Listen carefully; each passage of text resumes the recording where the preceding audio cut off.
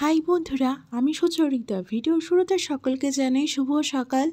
কেমন আছো তোমরা সকলে? আশা করছি সকলে দারুণ আছো। আমি তো খুব ভালোই আছি। আজ আমি তোমাদের সকলের সঙ্গে শেয়ার করছি বাঙালি একটা দারুণ স্বাদের রেসিপি। তো চলো রেসিপিটা শুরু থেকে দেখতে থাকো। এই জনপ্রিয় রেসিপিটা আশা করছি সকলেরই খুবই পরিচিত।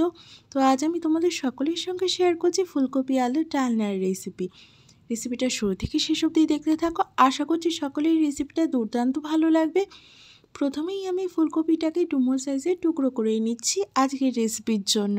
তারপর আলুটাকেও কিন্তু ডুমো ডুমো করে টুকরো করে নেব। এইদিকে দেখো ফুলকপিগুলো কিন্তু আমি ভালো করে কেটে নিচ্ছি, তারপর আলুতে হাত দিচ্ছি। আলুটাকে ভালো করে এবার আমি প্রথমে খোসাটা ছাড়িয়ে নিয়ে ডুমো সাইজের করে টুকরো করে নিচ্ছি। তারপর সমস্ত সবজিগুলোকে আমি একসাথে সেদ্ধের জন্য কড়াইতে বসিয়ে দেবো। খুব সহজেই দেখবি রান্নাটা হয়ে যাচ্ছে। খেতে কিন্তু চমৎকার স্বাদের লাগে গরম ধোয়াটা ভাতের সাথে। শীতের দুপুরে এরকম একটা রেসিপি হলে কিন্তু আর কিছুই লাগে না পাতে। এখানে আমি আলু ফুলকপিটাকে ভালো করে ধুয়ে নিয়ে চলে এসেছি। এবার সেদ্ধের জন্য বসিয়ে দিলাম। সেদ্ধ আমার এখানে কমপ্লিট হয়ে গেছে। এবার আমি জলটাকে ঝেড়ে নিলাম। কড়াইতে সামান্য সর্ষের তেলে আমি দিয়ে দিলাম তেজপাতা, গোটা সাদা জিরে আর পেঁয়াজ কুচি ফোড়নে দিয়ে এবার ভালো করে কিন্তু ভাজা ভাজা করে নেব। তো পেঁয়াজটা এখানে ভালো করে ভাজা ভাজা করে নিতে হবে প্রথমে।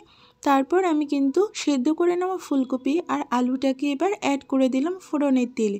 আর এখানে নানা রকমের গুঁড়ো মশলা জলে গুলে কিন্তু আমি ফুলকপি ভাজার মধ্যে অ্যাড করে দিলাম, যেমন জিরে গুঁড়ো, হলুদ গুঁড়ো, ধনে গুঁড়ো, শাহি গরম মশলা গুঁড়ো, নুন, হলুদ, সামান্য একটু চিনি আর আদা গ্রেট করে নিয়েছিলাম আর দিয়েছিলাম কিন্তু রসুন গ্রেট করে। আর সামান্য পরিমাণ কিন্তু একটু টমেটো সস অ্যাড করে ভালো করে কিন্তু কষিয়ে নিলাম গ্রেভিটাকে। দেখো এখানে ফুলকপি খুব সুন্দরভাবে কষে এসেছে, দারুণ একটা কালার ছাড়তে আরম্ভ করেছে।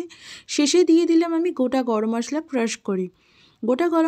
ক্রাশ করে দিয়ে ফুলকপিটাকে ভালো করে একটু কষিয়ে নিচ্ছি। তো এখানে রান্না আমার সম্পূর্ণ কমপ্লিট হয়ে গেছে। যেহেতু আজকে রান্নাটা একটু গ্রেভি হবে, তার জন্য কিন্তু সামান্য একটু জল অ্যাড করলাম। তারপর যে একটু কষে আসলো আর উপর থেকে একটু ঘি ছড়িয়ে দিলাম, দিয়ে ভালো করে কিন্তু এবার পরিবেশনের জন্য নামিয়ে নিলাম কড়াই থেকে। অবশ্যই জানিও আজকের রেসিপিটা কেমন লাগলো। ভিডিওটি ভালো লাগলে please do like, share and subscribe to my channel. তোমাদের সকলের সাথে চলে আসবো আরও একটি ইউনিক ভিডিওর সাথে খুব শিগগিরই। ততক্ষণের জন্য ভালো থেকো, সুস্থ থেকো। আমার চ্যানেলটাকে ঠিক এভাবে সাপোর্ট করো। অবশ্যই জানাতে ভুলো না কিন্তু আজকের এই দারুণ স্বাদের রেসিপিটা তোমাদের কেমন লাগলো। আজকের মতো এই পর্যন্তই, দেখা হচ্ছে নেক্সট ভিডিওতে।